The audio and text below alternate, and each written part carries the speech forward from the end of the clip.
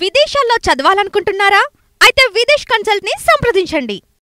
Hello నమస్తే, welcome to reality check. Telangana Andhra Pradesh రాజకీయాలకు సంబంధించి ఇప్పుడు రాజకీయ పార్టీల కంటే, ముఖ్యమంత్రుల కంటే, ప్రతిపక్ష నేతల కంటే మోస్ట్ పాపులర్ పర్సనాలిటీ వేణుస్వామి గారు. ఎందుకు అంటే వేణుస్వామి పొలిటికల్ ప్రిడిక్షన్ చాలా కాంట్రవర్సీగా మారుతోంది. ఆయన పొలిటికల్ ప్రిడిక్షన్ని అనుకూలంగా ఉన్న రాజకీయ పార్టీలు వాళ్ళు ప్రమోట్ చేసుకుంటున్నాయి. వ్యతిరేకంగా ఉన్న వాళ్ళు వేణుస్వామిని తప్పుపడుతూ వేణుస్వామి గతంలో చెప్పింది ఇలా తప్పైంది, వేణుస్వామి ఇలా అలా తాగుతాడు, తింటాడు, ఇంకేదో ఆయన ట్రోల్ చేస్తూ ఉంటారు. వేణుస్వామి ఆయన పని ఆయన చేసుకోకుండా పొలిటికల్ ప్రిడిక్షన్ ఎందుకు చేస్తారు? వేణుస్వామి కేవలం పొలిటికల్ ప్రిడిక్షనే చేస్తారా? పొలిటికల్ ప్రిడిక్షన్ ఇప్పటివరకు చేసిన దానికి సంబంధించిన సక్సెస్ రేట్ ఏంటి? ఏం చెప్పారు? ఏం జరిగింది? బయట జరుగుతున్న ట్రోల్స్ ఏంటి? ఇటీవల తెలంగాణ ఎన్నికల్లో కేటీఆర్ ముఖ్యమంత్రి అవుతాడని ఆయన చెప్పారు అంటూ కొన్ని వీడియోస్ తిరిగాయి. అది అసలు నిజమా కాదా? కేటీఆర్ ముఖ్యమంత్రి అవుతాడనుకుంటే రేవంత్ రెడ్డి ముఖ్యమంత్రి ఎందుకు అయ్యాడు? అసలు వేణుస్వామి అంతకుముందు ఏం చెప్పాడు? ఈ మొత్తం అన్నిటికి సంబంధించి కొన్ని వీడియోలు నేను సేకరించాను. ఆ వీడియోలని ప్లే చేస్తూ వేణుస్వామి ఒపీనియన్ తీసుకుందాం. వేణుస్వామి గారు స్టూడియోలో ఉన్నారు. వేణుస్వామి గారితో మాట్లాడదాం. స్వామి నమస్తే. ఓం నమో వెంకటేశాయ. ఏంటి అసలు పొలిటికల్ ప్రిడిక్షన్ ఎందుకు వేణుస్వామి మొదలుపెట్టారు? పొలిటికల్ ప్రిడిక్షన్ అనేది అది కరెక్ట్ కాదనుకుంటా సార్. సో ఇప్పుడు నేను అనేది ఏంటంటే పర్సన్ ప్రిడిక్షన్ అంతేనా? అసలు that is all included predictions. Okay. ఇప్పుడు తెలుగు ఇండస్ట్రీలో అసలు ప్రిడిక్షన్ అనేవాడే కరెక్ట్ కాదు. చాలా టీవీ ఛానల్స్ ఉన్నాయండి. ఒక టీవీ ఛానల్కి వచ్చి అరగంటకి 2 లక్షల రూపాయలు స్లాట్ తీసుకుంటే చివరికి లాస్ట్ టీవీ ఛానల్ 2,000 రూపాయలు తీసుకుంటుంది అరగంటకి టీవీ ఛానల్. సో ఇక్కడ ఉద్దేశం ఏంటి అంటే ఆ టాప్ రేటింగ్ ఉన్నటువంటి టీవీ ఛానల్కు ఆ టీవీ ఛానల్ రేటింగ్ను బట్టి దానికి మనం పేమెంట్ ఇవ్వాలి అరగంట స్లాట్కు. వాళ్ళ వాల్యూ వాళ్ళు అట్లా ఇంక్రీజ్ చేసుకున్నారు.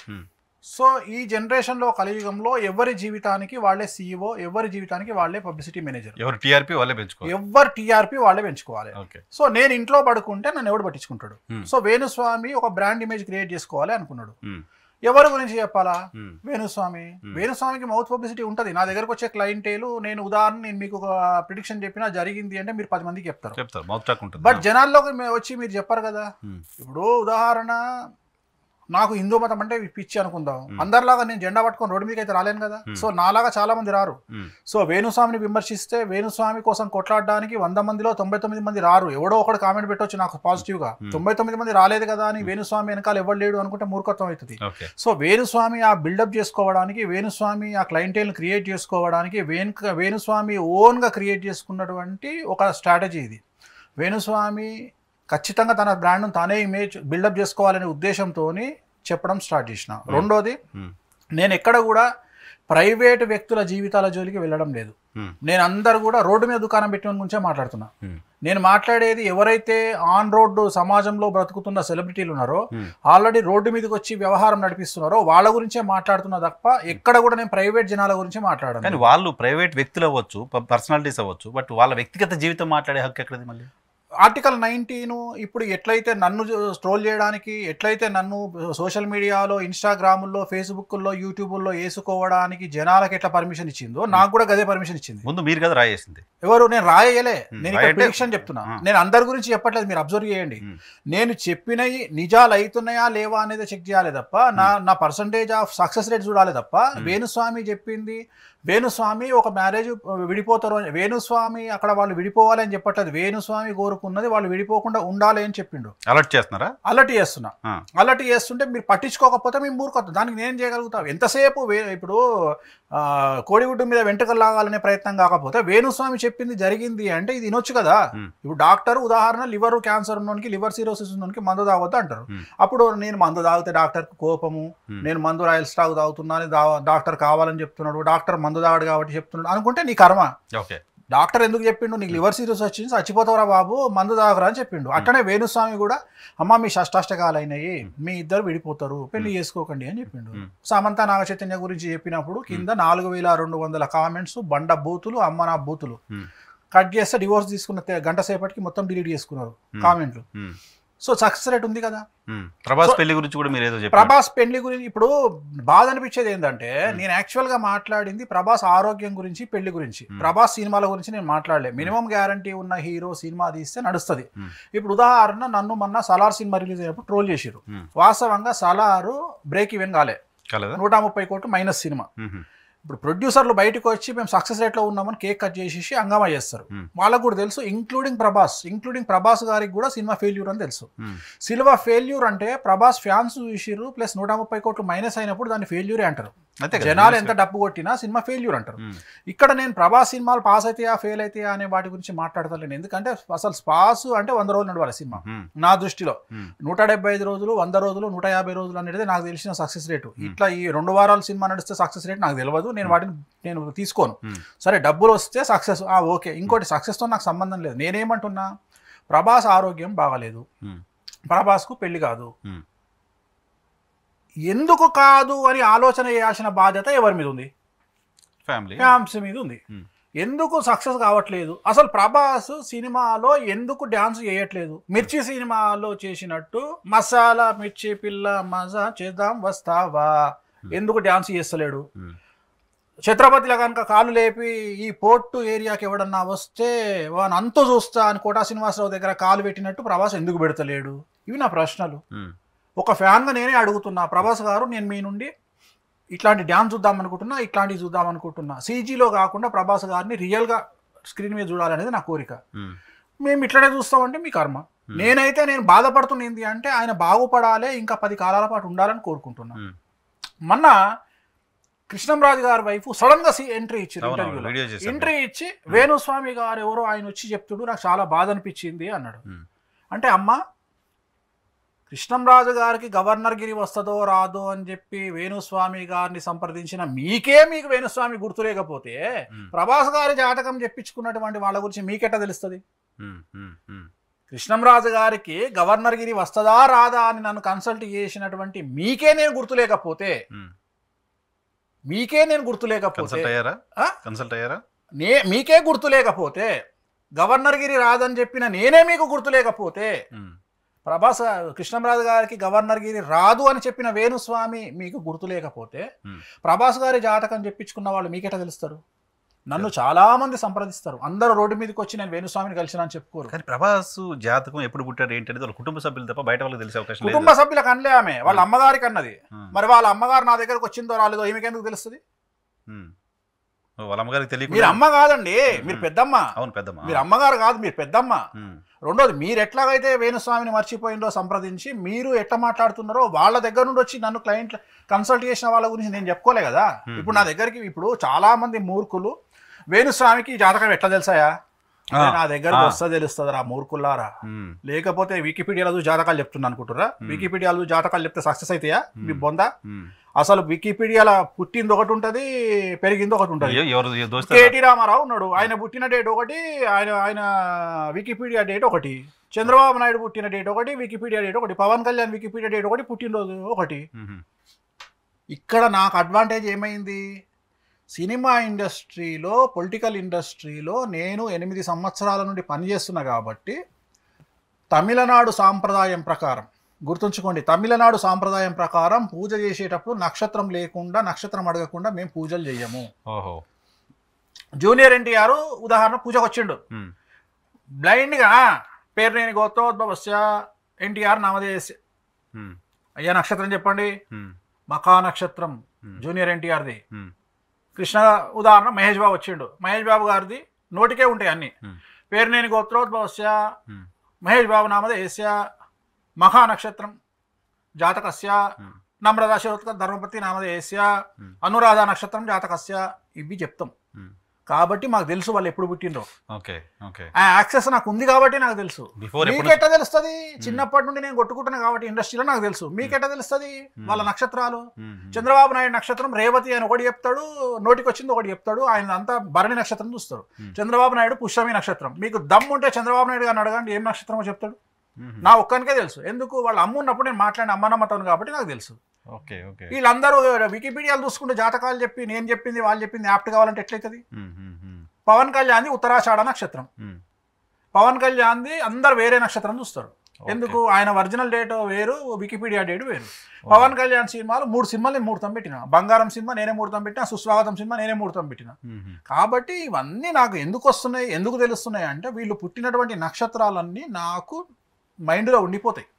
ఎందుకంటే ఆల్మోస్ట్ ఆల్ ఇవాళ స్టార్ హీరోలు అందరికీ సంబంధించి ప్రతి ఒక్క సినిమా అట్లీస్ట్ ఒక్క సినిమానన్నా నేను పూజ చేసిన. ఒక్క ప్రభాస్ మాత్రమే సంధికాలంలో పుట్టిండు. విశాఖ అనురాధ నక్షత్రాల సంధికాలంలో పుట్టిండు ఆయన. అందుకనే ఒక్కొక్కసారి నేను కన్ఫ్యూజ్ అయితే మన నన్ను ట్రోల్ చేసారు, వేణుస్వామికి ప్రభాస్ నక్షత్రం తెలియదు అని ట్రోల్ చేసారు. యాక్చువల్గా ఆయన పుట్టిన కన్ఫ్యూజన్ ఏంటంటే ఆయన డేటు సంవత్సరం అన్నీ బాగానే ఉన్నాయి, కానీ ఆయన ఉదయం పుట్టిర్రా రాత్రి పుట్టిర్రా అని వాళ్ళ అమ్మ మర్చిపోయింది. ఆయన పుట్టింది 8:30, కానీ అది మార్నింగ్ నైట్ అనేది ఆమె కూడా గుర్తులేదు, 8:30 అనేది గుర్తుంది. సో ఇక్కడ కన్ఫ్యూజన్ ఏమైతుంది అంటే ఆ రోజు ఉదయం విశాఖ నక్షత్రం వచ్చింది, అస్తచిత్త స్వాతి విశాఖ అనురాధ, నైట్ వచ్చేటప్పటికి అనురాధ అయింది. కానీ రాశి తీసుకుంటే తులారాశి వృశ్చిక రాశి సంధికాలంలో పుట్టిండు ఆయన. కానీ ఇక్కడ ఏం జరిగింది, ఒక టైం తీసుకుంటేనేమో 6 గ్రహాలు వ్యయంలోకి వచ్చినాయి, 12వ ఇంట్లో పడ్డాయి. ఒక టైం తీసుకుంటేనేమో 6వ ఇంట్లో పడ్డాయి 6 గ్రహాలు. ఏది తీసుకున్న రిజల్ట్ ఇస్ సేమ్. అందుకనే ఆయన జాతకంలో వివాహం లేదు అని చెప్పిన, అందుకనే ఆయన జాతకంలో న్యూరో రిలేటెడ్ ఇష్యూస్ ఉంటాయని చెప్పిన, అందుకనే ఆయన జాతకంలో బొక్కలకు సంబంధించిన వ్యాధులు ఉంటాయని చెప్పిన, అందుకనే ఆయనకు సంబంధించి లివర్ డిసీజ్ ఉంటుందని చెప్పిన, అందుకనే ఆయనకు సంబంధించి లంగ్ డిసీజ్ ఉంటుందని చెప్పిన.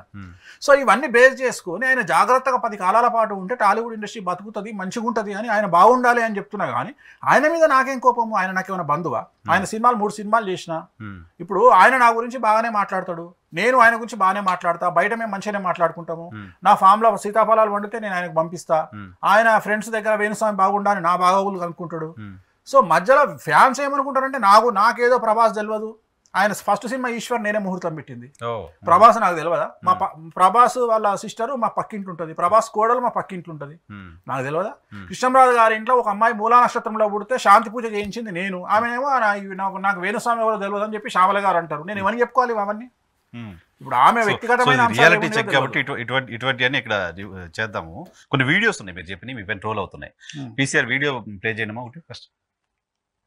తెలంగాణ రాష్ట్రంలో బీఆర్ఎస్ అనేటువంటిది కొత్త పార్టీ, టీఆర్ఎస్ బీఆర్ఎస్ గా రూపాంతరం చెందింది. సో ఇది కేంద్ర రాజకీయాలను ప్రభావితం చేసే పరిస్థితి లేదు, ఉండే అవకాశం లేదు. సో పెద్ద ఇంపాక్ట్ అనేది ఉండదు, వెరీ క్లియర్. మనం ఉన్నట్టు చెప్తాం కాబట్టి జాతక రీత్యా కేసీఆర్ గారి జాతకంలో కేంద్ర రాజకీయాల్లో చక్రం తిప్పేటువంటి అవకాశం లేదు. కాబట్టి నేను మాట్లాడుతున్నది ఆయన వ్యక్తిగతంగా తిప్పే అవకాశం ఉందేమో కానీ బీఆర్ఎస్ అనే పార్టీ ద్వారా తిప్పే అవకాశాలు లేదు. జనరల్గా బీఆర్ఎస్ అనేటువంటి పార్టీ వెళ్ళి ఎక్కడో కేంద్రంలో వివిధ రాష్ట్రాల్లో పోటీ చేసి అక్కడెక్కడో చక్రాలు తిప్పేటువంటి పరిస్థితి లేదు. సో కేసీఆర్ గారి జాతకంలో కేసీఆర్ గారి జాతకం ఆశ్లేష నక్షత్రం కర్కాటక రాశి, 2023 జనవరి 16 నుండి అష్టమ శని ప్రారంభమవుతా ఉంది. సో ఒకవైపు కవిత గారి జాతకంలో వ్యయ గురువు వస్తూ ఉన్నాడు, అలాగే కేటీఆర్ గారి జాతకంలో ఏలినాటి శని నడుస్తూ ఉంది. సో మొత్తం ముగ్గురికి సంబంధించి ఫ్యామిలీలో గ్రహ రాబోయే కాలంలో 2023 జనవరి 16వ తేదీ నుండి అని డేట్ కూడా చెప్పిన నేను మీకు అక్కడ. సో ఆ డేట్ నుండే ప్రాబ్లమ్ స్టార్ట్ అయినాయి, పార్టీ పదవి నుండి గవర్నమెంట్ పడిపోయింది, కవిత జైలుకు పోయింది. సో ఇవన్నీ జరిగినాయి. సో ఇలా ఎవడన్నా చెప్పిండా ఆంధ్రప్రదేశ్ మొత్తం 2 years బ్యాక్ మీరు చెప్పారు, అది 2022లో చెప్పిన. ఇది ఫస్ట్ ప్రిడిక్షన్ రాసుకుందాం. మొత్తం ఎన్ని మీరు చెప్పిన వీడియోలు, మీరు నా బట్టలు ఇప్పుదామని ప్రయత్నం చేసి నా వీడియోలు తెచ్చారు కదా, ఎన్ని వీడియోలు చెప్పినావు, ఎన్ని వీడియోలు జరగలేదు, వాస్తవాలు ప్రజలకు చెప్దాం తెచ్చాను. అదే మరి సంతోషమే, నేను ఇప్పడానికి ప్రయత్నం చేస్తున్నాను. బీఆర్ఎస్ గురించి మీరు చెప్పిన ప్రిడిక్షన్ పర్ఫెక్ట్ అయింది. ఎందుకంటే ఇప్పుడు వేరే రాష్ట్రాల్లో బీఆర్ఎస్ పార్టీ కనీసం పోటీ కూడా చేయట్లేదు. అసలు మహారాష్ట్రకు పోతుంది అన్నారు, ఫస్ట్ కర్ణాటకలో పోటీ చేస్తుంది అన్నారు. ఇప్పుడు చంద్రశేఖర్ గారిని ఆంధ్రప్రదేశ్ లో పార్టీ అధ్యక్షుడు పెట్టి పార్టీ ఆఫీస్ ఓపెన్, అవన్నీ పక్కన పెడితే తెలంగాణలో ప్రజెంట్ 17 ఎంపీలకు క్యాండిడేట్ లేరు. కరెక్ట్, తెలంగాణలో పోటీ చేయడానికి ఇబ్బంది పడుతుంది, 17 మంది లేరు.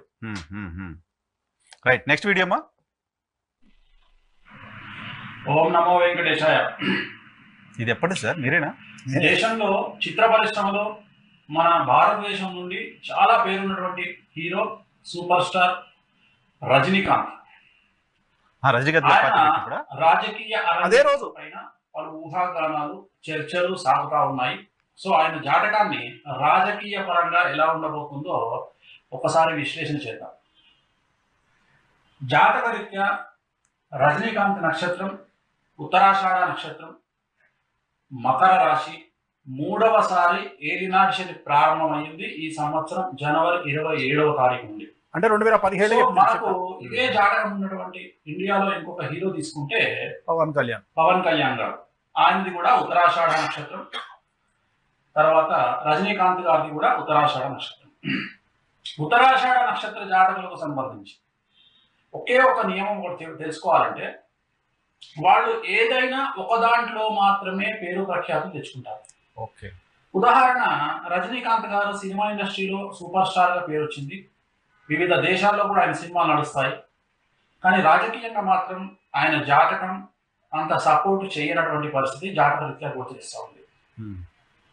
ఆయన కాంబినేషన్ లో ఉన్నటువంటి చంద్రుడు కుజుడు అనేటువంటి కాంబినేషన్ ఆయన ఏ సమయంలోనైతే రాజకీయాల్లోకి రావాల్సి ఉందో ఆ సమయంలో రాకుండా వేరే సమయంలో రావడం వల్ల చాలా తీవ్రంగా ఆయన రాజకీయంగా నష్టపోయేటువంటి అవకాశాలు గోచరిస్తూ ఉన్నాయి. రెండవది, 68 సంవత్సరాల వయసున్నటువంటి ఒక వ్యక్తి రాజకీయ పార్టీ పెట్టి సక్సెస్ అయినట్టు ఇంతకు ముందు ఎక్కడా చరిత్రలో లేదు. అంటే ఇంత లేట్ ఏజ్ లో రాజకీయాల్లోకి రావడం అనేటువంటిది చాలా తప్పుగా భావించాల్సి ఉంటుంది. అదొక రాంగ్ స్టెప్ గా భావించాల్సి ఉంటుంది. సరే, జాతక రీత్యా కాంబినేషన్స్ కనుక మనం తీసుకుంటే లగ్నంలో గురువు అనేటువంటిది అష్టమ శని, అష్టమ కేతు గోచరిస్తూ ఉంది. లగ్నంలో గురువు విపరీతమైనటువంటి రాజయోగాన్ని ఇస్తుంది. ఎందుకంటే గురు మహాదశ ఉంటుంది కాబట్టి ఉత్తరాషాఢ నక్షత్రం మకర రాశికి. సో ఆ గురు మహాదశ చాలా అనుకూలంగా ఉంటుంది. ప్రస్తుతం రజనీకాంత్ గారి జాతకంలో శని మహాదశ నడుస్తూ ఉంది. శని మహాదశ ఎండింగ్ లో చివరి దశలో శని మహాదశలో ఉండడం జరిగింది. ముఖ్యంగా రజనీకాంత్ గారికి ఈ సంవత్సరం నుండి కనుక తీసుకున్నట్లయితే ఆరోగ్యపరమైనటువంటి ఇబ్బందులు ఏర్పడే అవకాశం ఉంది. సో ఆరోగ్యపరమైనటువంటి ఇబ్బందులు ఆయనను రాజకీయంగా ఎదగకుండా చేసేటువంటి అవకాశాలు కనిపిస్తూ ఉన్నాయి. అంటే ఎంత ప్రయత్నించినప్పటికీ కూడా రజనీకాంత్ గారు అనారోగ్య కారణంగా ఆయన అంత యాక్టివ్ గా రాజకీయాల్లో తిరగలేనటువంటి పరిస్థితి గోచరిస్తూ ఉంది. మరీ ముఖ్యంగా తమిళనాడు రాజకీయాలను తీసుకుంటే రాబోయేటువంటి ఎలక్షన్స్ ఏవైతే ఉన్నాయో ఇంకా 4 సంవత్సరాల తర్వాత ఉన్నాయి. సో రజనీకాంత్ గారు 4 సంవత్సరాల తర్వాత రాబోయే ఎలక్షన్ల కోసం ఇప్పుడే రంగంలోకి దిగడం వల్ల రాబోయే కాలంలో చాలా సమస్యలను ఎదుర్కొనేటువంటి అవకాశం కనిపిస్తూ ఉంది. తనతో పాటు ఉండేటువంటి నాయకులు ఉంటారా తెలియనటువంటి పరిస్థితి. కారణం ఏంటంటే చంద్రుడు కుజుడు అనేటువంటిది కాంబినేషన్ రాజకీయంగా ఫెచ్చింగ్ లేనటువంటి కాంబినేషన్. చాలా వరకు ఇట్లాంటి జాతకం ఉన్నటువంటి నాయకులు కానీ, ఇట్లాంటి జాతకం ఉన్నటువంటి వ్యక్తులు కానీ, బుధాశుక్ర కాంబినేషన్ అనేటువంటిది ఈ జాతకరీత్యా సినిమా పరంగా చాలా అనుకూలమైనటువంటి పరిస్థితులు గోచరిస్తూ ఉన్నాయి. భారతదేశంలో ఒకనొక సందర్భంలో ఈయన మించినటువంటి స్టార్స్ ఎవరు లేరు. కానీ ఇప్పుడున్నటువంటి కాలంలో రజనీకాంత్ రిప్లేస్ చేయగలిగి రజనీకాంత్ పేరును కూడా సమాన స్థాయిలో తీసుకురాగలిగినటువంటి వ్యక్తులు, రజనీకాంత్ పేరును కూడా మించి పేరు తెచ్చుకున్నటువంటి వ్యక్తులు భారతదేశంలో కనిపిస్తూ ఉన్నారు. అలాగే ఇక మిగిలిన విషయాలు ఒకసారి మనం గమనిస్తే ప్రస్తుతం అయితే ఆయనకు 3వసారి ఏలినాటి శని గోచరిస్తూ ఉంది. 3వసారి ఏలినాటి శని అనేటువంటిది అంత అనుకూలమైనటువంటి స్థితి కాదు. సినిమాల పరంగా మాత్రం అనుకూలంగా ఉన్నప్పటికీ రాజకీయాల పరంగా మాత్రం ఖచ్చితంగా రజనీకాంత్ తీసుకునేటువంటి నిర్ణయం ఖచ్చితంగా వ్యతిరేకమైన ఫలితాలు ఇవ్వబోతా ఉంది. 4 సంవత్సరాల తర్వాత తమిళనాడు రాష్ట్ర రాజకీయాలు ఏ విధంగా ఉంటాయో మనం చెప్పలేము. జయలలిత జైలు నుండి బయటికి రావడం అవ్వచ్చు, శశికళ జైలు నుండి బయటికి రావడం అవ్వచ్చు, అలాగే మనకి ఏమంటారు బీజేపీ అసలు ఎలాంటి స్టెప్ తీసుకుంటుంది రాజకీయాల్లో అనేటువంటిది ఒకటి కావచ్చు. సో ఇవన్నీ బేస్ చేసుకుంటే శశికళ బయటకు వచ్చిన తర్వాత రాజకీయాలు ఎలా ఉండబోతా ఉన్నాయి, అలాగే డిఎంకే పరిస్థితి ఏంటి. సో అక్కడ చూస్తేనేమో డిఎంకేకి స్టాలిన్ గారికి రాజయోగం కనిపిస్తా ఉంది నెక్స్ట్ పరిస్థితులలో. మరి అలాంటి సందర్భంలో రజనీకాంత్ గారి రాజకీయం రంగేట్లో ఎంతవరకు సత్ఫలితాలు ఇస్తుంది అనేటువంటి క్వశ్చన్ మార్క్. ఆయన పార్టీ పెట్టినప్పుడు దీంట్లో 2 ప్రిడిక్షన్ చెప్పిన, స్టాలిన్ గారు కూడా చెప్పారు. స్టాలిన్ కూడా చెప్పిన, స్టాలిన్ సీఎం కాబోతుందని చెప్పి రాజయోగం ఉంది అని 4 సంవత్సరాల ముందు. 4 ఇయర్స్ బిఫోర్ 2017లో చెప్పిన ఇది. రెండోది నేను చెప్పిన తర్వాత రజనీకాంత్ గారిని సింగపూర్ తీసుకుపోయారు ట్రీట్మెంట్ తీసుకుపోయారు. తర్వాత ఆయన పార్టీ వెనక్కి తీసుకున్నప్పుడు హైదరాబాద్ అపోలోలోనే ఉన్నాడు. హైదరాబాద్ అపోలో. రెండోది నేను రీజన్ కూడా చెప్పిన మీకు. ఆయన ఇచ్చిన స్టేట్మెంట్ ఏంది? ఆరోగ్య కారణాలే చెప్పాడు. ఆయన ఇచ్చిన స్టేట్మెంట్ కూడా ఆరోగ్య కారణాల వల్ల రాజకీయంగా నేను యూటర్న్ తీసుకుంటున్నాను చెప్పిండు. నేను కూడా అదే చెప్పిన, జాతక పరంగా రాజకీయంగా ఆయన ఆరోగ్య కారణాల వల్ల ఆయన రాజకీయాలు వదిలేసి వెళ్ళిపోతాడు అని చెప్పిన. రెండోది ఆరోగ్యపరమైన ఇబ్బందులు వస్తాయని చెప్పిన. జరిగిందిగా. పైగా రీజన్ కూడా అదే, పాలిటిక్స్ వెనక వెళ్ళిన రీజన్ కూడా అదే, ఆరోగ్యమే. ఆయన చెప్పింది కూడా అదే. అది కాకుండా ఇంకొక ప్రిడిక్షన్ దీంట్లోనే ఉంది. ప్రిడిక్షన్ అంటే వర్డ్ వాడదు, ఇది ప్రిడిక్షన్ కాదు. అదే మీరు ఏమంటారు? జాతకమే. ప్రిడిక్షన్ అంటే ఊహించి చెప్పడం కదా. ఊహించి చెప్పడం. ఓకే, జ్యోతిష్యం. రైట్, ఈ జ్యోతిష్యం. రెండోది ఇదే దీంట్లోనే ఇంకో జ్యోతిష్యం ఏముంది? స్టాలిన్ గారు గెలుస్తారని చెప్పారు. స్టాలిన్ కి రాజయోగం ఉంది కాబట్టి ఇక్కడ ఈయన వేస్టే, ఈయన క్లోజ్ చేసుకోవాలి అని చెప్పినాం. సో మూడు పర్ఫెక్ట్ గా ఇప్పుడు జస్ట్ 2 వీడియోలలో 3 ప్రిడిక్షన్, 3 జ్యోతిష్యాలు చూద్దాం. కేసీఆర్ నెక్స్ట్ వీడియోమా? ఇది బాలయ్య బాబుది లాస్ట్ టైం ఆయన ఇంట్లో. ఆయన లాస్ట్ టైం ఎలక్షన్లలో ఆయన గెలవడం కోసం పూజ చేసినాము రాజస్థాన్లో 19లో. అప్పుడు చెప్పిన ఆయన మీరు ఒకరే గెలుస్తారు, పార్టీ ఓడిపోతుంది అంటే ఆయన కోసం పూజ చేయించుకున్నారు రాజస్థాన్లో గెలవడం కోసం.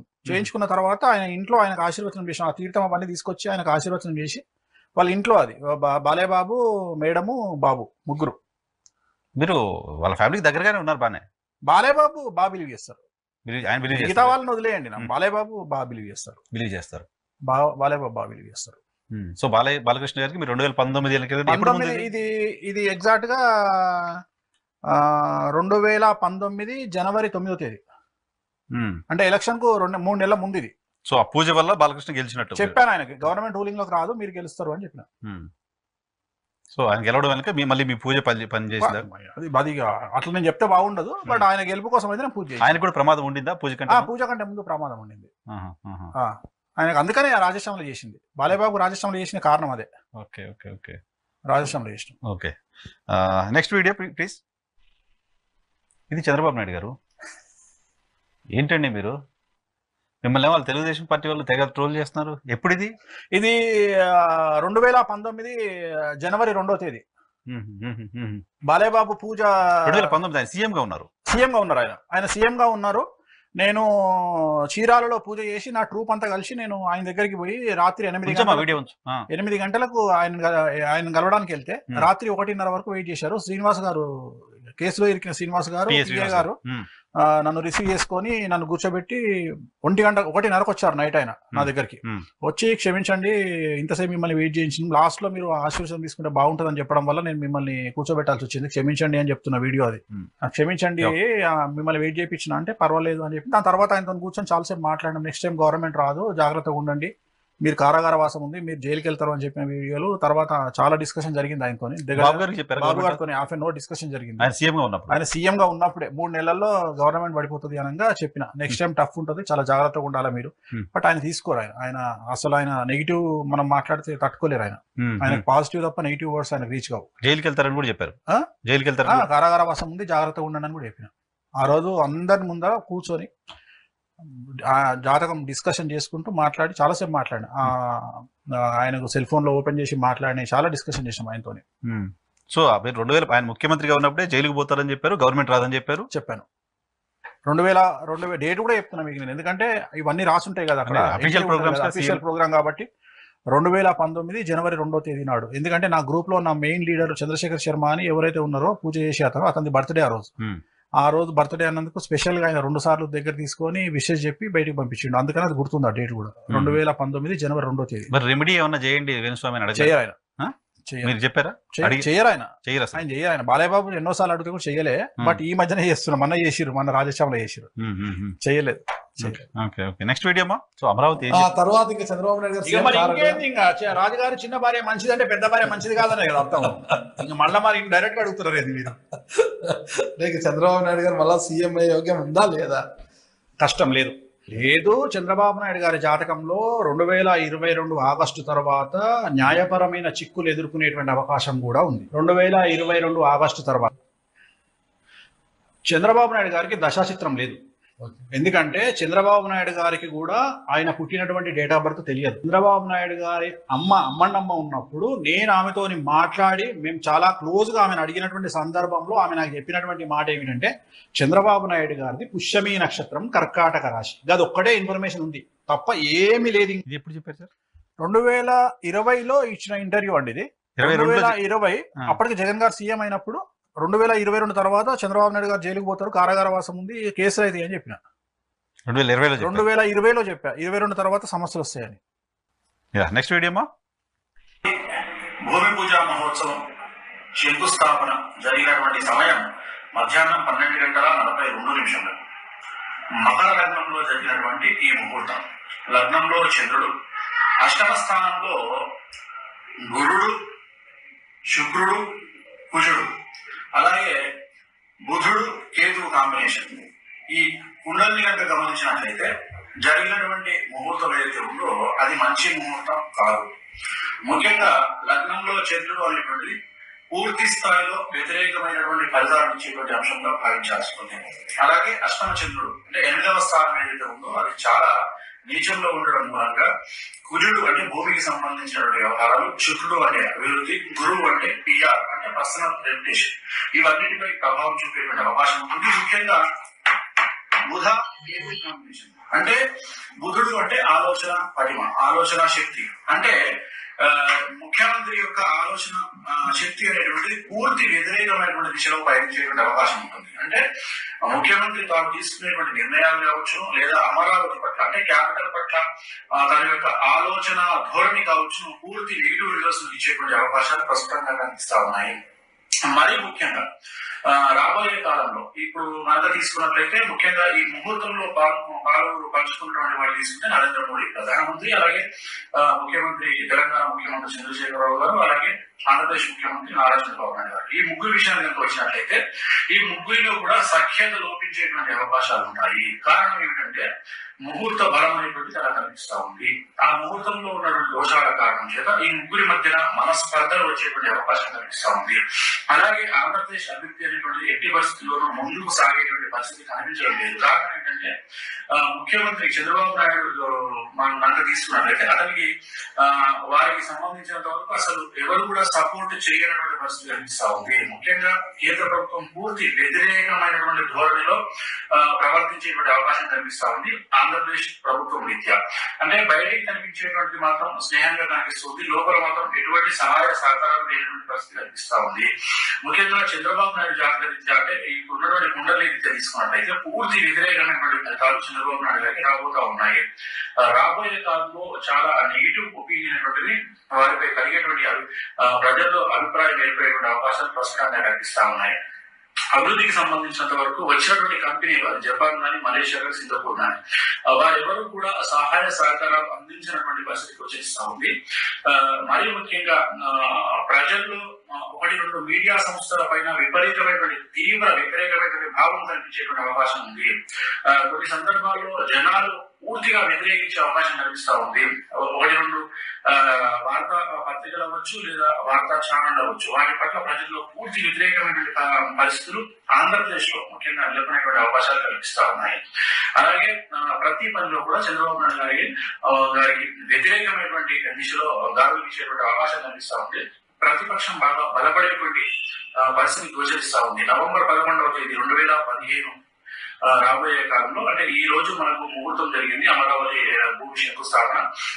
వచ్చే 11వ తేదీ అంటే 2015 నవంబర్ 11వ తేదీ నుండి భారీ మార్పులు అనేటువంటి చోటు చేసుకునేటువంటి అవకాశాలు కనిపిస్తా ఉన్నాయి. ఆంధ్రప్రదేశ్ రాష్ట్రంలో చంద్రబాబు నాయుడు గారికి వ్యతిరేకమైనటువంటి దిశలో గాలి వీచేటువంటి అవకాశం కనిపిస్తా ఉంది.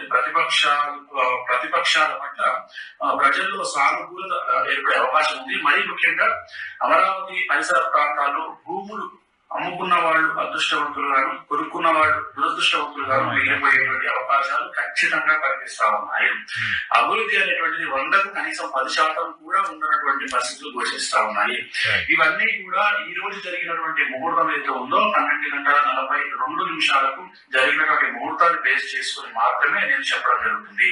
ఈ లగ్నం ఏదైతే ఉందో మంచి లగ్నం కాదు. గతం అంటే జూన్ 6వ తేదీ నాడు జరిగినటువంటి ముహూర్తం కూడా మంచి ముహూర్తం కాదు. మళ్ళీ దానికంటే కూడా కొద్దిగా వ్యతిరేకమైన ఫలితాలు ఇచ్చేటువంటి ముహూర్తం ఈ రోజు ఉన్నటువంటి ముహూర్తం. దసరా అంటే విజయదశమి పండుగ మాత్రమే ఉంది, కానీ ముహూర్తానికి ఎటువంటి అనువైనటువంటి రోజుగా కూడా ఈ రోజు లేదు. అసలు ఒక్క ముహూర్తం కూడా లేదు. లగ్నబలం ఏం సార్ అది ఇప్పుడు సర్ప్రైజింగ్లీ ఇది 2015 అక్టోబర్ 14వ తేదీ పెట్టినటువంటి అదే అమరావతి ముహూర్తం పెట్టిన రోజు, అదే రోజు. దాంట్లో చాలా చెప్పారు మీరు. దాంట్లో మీకు ఫస్ట్ చెప్పింది అసలు అమరావతి అనే క్యాపిటలే ఉండదు అని చెప్పిన. రెండోది 10% కూడా అభివృద్ధి ఉండదు అని చెప్పిన. మూడోది చంద్రబాబు నాయుడు, కేసీఆర్, మోడీ ముగ్గురు కొట్టుకుంటారు అని చెప్పిన. తర్వాత ఎన్డీఏ నుండి బయటకు వచ్చింది టీడీపీ. నరేంద్ర మోడీని అమరాబుద్ధులు తిట్టిరు. తర్వాత డేట్ కూడా చెప్పిన. తర్వాత కేసీఆర్ కు చంద్రబాబు నాయుడు పడలేదు. ఇక్కడికి వచ్చి క్యాంపెయిన్ కూడా చేశారు ఎంటీగా, కేసీఆర్ పడలేదు. ప్లస్ ఇంకో విషయం ఏం చెప్పిన, నెల తర్వాత వైఎస్ఆర్ కాంగ్రెస్ పార్టీ బలపడుతుంది అని చెప్పిన. ఇండైరెక్ట్ గా వైఎస్ఆర్ కాంగ్రెస్ పార్టీ గెలుస్తుంది అని చెప్పిన. ఇండైరెక్ట్ గా అదే ప్రతిపక్షం బలపడుతుంది అని చెప్పిన. అన్నిటికంటే ముఖ్యమైన విషయం అల్టిమేట్ వర్డ్ ఏంటంటే అమరావతిలో భూములు అమ్ముకున్న వాళ్ళు అదృష్టవంతులు గాను, కొనుక్కున్న వాళ్ళు దురదృష్టవంతులు గాను మిగిలిపోతారని చెప్పి మీరు అది చెప్తున్న రోజు అమరావతిలో ల్యాండ్ బంగారం. నేను అదే చెప్తున్నా. ఇది ఈ వర్డ్ వాడిన ప్రపంచంలో నాకు తెలిసి ఇలా చెప్పగలిగిన ఎవడు ఉండడు. వీటన్నిటిని తొక్కిపడేసి వీటన్నిటిని తీసుకురాకుండా దొంగతనంగా నన్ను ట్రోల్ చేయడానికి ప్రయత్నం చేస్తున్నారు. ఇంత దమ్మున్న ఒక్క జ్యోతిష్కుని చూపించిన ఒక్క ఇండియాలో ఈవెన్ సింగిల్ ప్రిడిక్షన్ ఏ ఆస్ట్రాలజర్ చెప్పినా నేను జ్యోతిషం. ఇది డెఫినెట్ గా వేణుస్వామి ఇప్పటికిప్పుడు క్రియేట్ చేసి తీసుకొచ్చి చేసిన వీడియో కాదు. ఆయన ఆహారం తెలిసిపోతుంది, ఆయన వాయిస్ రెండోది అక్కడ మీకు కూడా మీకు నా ఇంట్లో బెల్ కొట్టిరు, ఆ బెల్ కొట్టిన సౌండ్ కూడా వస్తుంది ఆ వీడియోలో. లిఫ్ట్ బెల్ కొట్టింది ఏదో, మెయిన్ డోర్ బెల్ కొట్టారు ఎవరో. రెండోది నేను మొబైల్ ఫోన్ లో నాకు మెసేజ్ వచ్చిన వీడియో కూడా ఉంటది. అది రెండోది నాకు చూస్తే తెలుస్తలేదు, మనిషి తెలుస్తున్నారు కదా, డేట్ చెప్పి ఈ డేట్ రోజు ఏం జరుగుతుంది, ముహూర్తం ఏంటో చెప్పి. ఇది కావాలని కొంతమంది దీన్ని స్ట్రైకులు ఇచ్చి లేపేయడానికి ట్రై చేసారు. వీడియోనా ట్రై చేస్తే సెల్ ఫోన్ లో రికార్డ్ చేసింది. అది చాలా కష్టమైంది, ఎందుకంటే ఈ సక్సెస్ రేటు తెలుస్తుంది అని చాలా తీసేసారు. కొన్ని పార్టీలు రిపోర్ట్లు కొట్టుకుంటూ ఒకప్పుడు ఇట్లా లేదు. ఇప్పుడు రిపోర్ట్ కొడితే ఏం లేదు యూట్యూబ్ లో. ఒకప్పుడు 50 రిపోర్ట్లు 100 రిపోర్ట్లు కొడితే వీడియోలు ఎగిరిపోయేది. ఇప్పుడు రిపోర్ట్ కొట్టినా వాడు యాక్సెప్ట్ చేయట్లేదు యూట్యూబ్ వాడు. అడుగుతున్నాడు క్వశ్చన్, ఏంది ఎందుకు రిపోర్ట్ కొడుతున్నావు అని అడుగుతుంటే రెండోది వానికి నచ్చితేనే చేస్తాడు. లేకపోతే ఇప్పుడు నా మీద 200 వీడియోలు ఉన్నాయి, నేను తలుసుకుంటే డీసీపీతో మాట్లాడి 5 నిమిషాలు లేపేస్తా. కానీ అంత సీన్ లేదు, మనకు డీసీపీలు కాదు ఎస్పీలు తెలిసినా ఏం చేయలేమంటున్నారు. సో ఇప్పుడు ఈ పర్టికులర్ వీడియోలో చాలా ఇంట్రెస్టింగ్ స్టఫ్ ఉంది. చెప్పండి. అమరావతి లేదు అని చెప్పారు. అమరావతిలో భూముల ధరలు దారుణంగా పడిపోతాయని చెప్పారు. అమ్ముకున్నోడే రాజు అవుతారని చెప్పారు. ముగ్గురు కొట్టుకుంటారని చెప్పారు. ఎన్డీఏ నుంచి బయటకు వస్తుందని చెప్పారు. మళ్ళీ వైసీపీ గవర్నమెంట్ రాబోతుందని చెప్పారు. ఆల్మోస్ట్ 6 ప్రొడిక్షన్స్ ఉన్నాయి దీనిలో.